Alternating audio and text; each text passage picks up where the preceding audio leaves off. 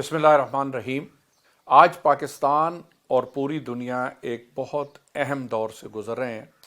ग़ालिबन आज corona virus की वजह से जो सिचुएशन बनी है, ये शायद तारीख़ में पहले पिछले 100 साल में ऐसी सिचुएशन नहीं बनी थी। इस वक्त दुनिया के 190 ममालिक में ये वबा फैल चुकी है और इसके नतीजे में बहुत बड़े इक़दामात, जिनका शायद कुछ अर्सा पहले तक तसव्वुर नहीं किया जा सकता, वो हुकूमत पाकिस्तान ने लिए हैं और मुख्तलिफ़ हुकूमतें ले रही हैं। हमारा बतौर पाकिस्तानी शहरी ये फ़र्ज़ है कि जो इक़दामात पाकिस्तान की हुकूमत कर रही है, ज़ाहिर है कि वो वर्ल्ड हेल्थ ऑर्गेनाइजेशन के साथ इर्तिबात करके वो इक़दामात उठा रहे हैं।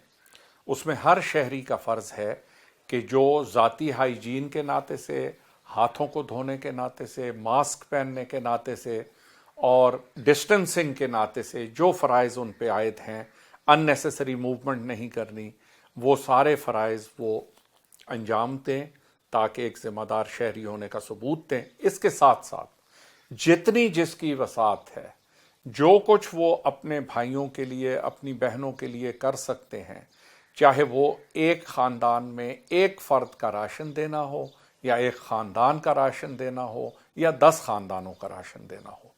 आज हमारे वो भाई और बहन जो बेरोज़गार हैं, वो एक मुश्किल वक्त में हैं और ये हमारा कौमी और इस्लामी फ़रीज़ा है कि उनकी हम दिल खोल के मदद करें, हर तरीके से जो इमदाद मुमकिन हो उनके साथ करें।